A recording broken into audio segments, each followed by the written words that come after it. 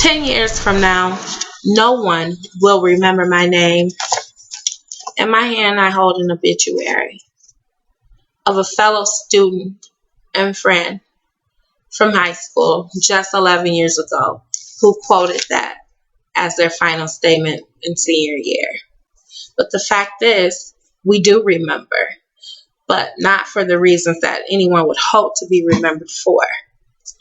Children, teenagers, and adults of all cultures and all races are affected by mental illness and depression.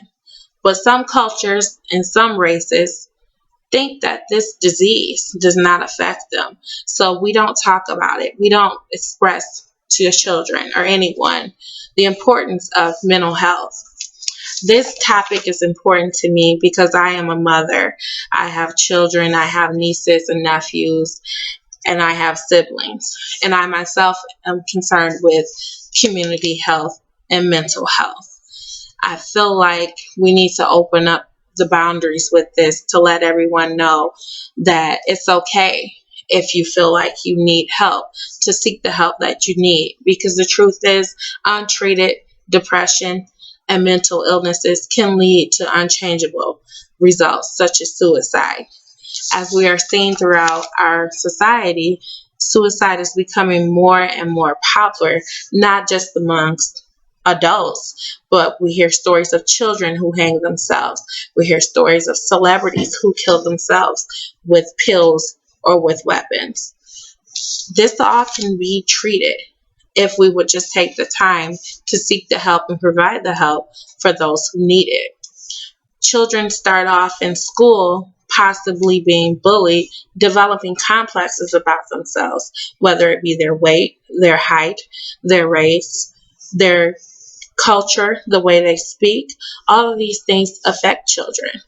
And if children don't speak to counselors, if they don't go to their parents because they don't feel comfortable, they eventually grow up to teenagers who may act out in school, who may shy away and sit in the corner, who develop depression. And then these children grow older into adults. And they're just repeating this cycle of holding all this inside, not seeking any help from anyone, no one reaching out, everyone ignoring the signs of mental illness and depression. The truth is that most people who commit suicide do it because they feel alone. They feel like this is the final choice. They have no other options. The only option is to take my life, is what most feel. But is there something that can be done to change all of this? Was there one counselor who could have offered help to this child? Was there someone to talk to? Could the parent have done anything differently?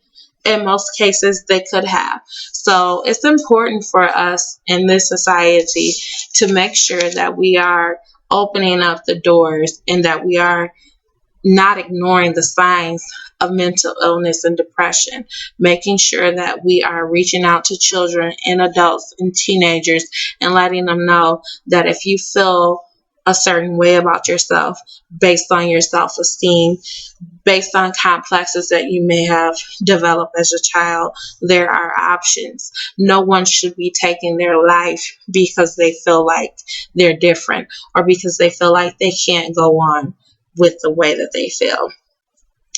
As we move forward in society, I hope that we develop more and more outreach for those who are mentally ill or for those who are depressed or going through any type of anxiety and feeling like suicide is the only option. I hope that there are more options available, that no one feels like this is the end for them. 10 years from now, no one will remember my name. The truth is, we do remember, but unfortunately, after suicide, it's too late. I really hope that you enjoyed this topic, and if anyone has any questions regarding it, I'd be glad to answer those.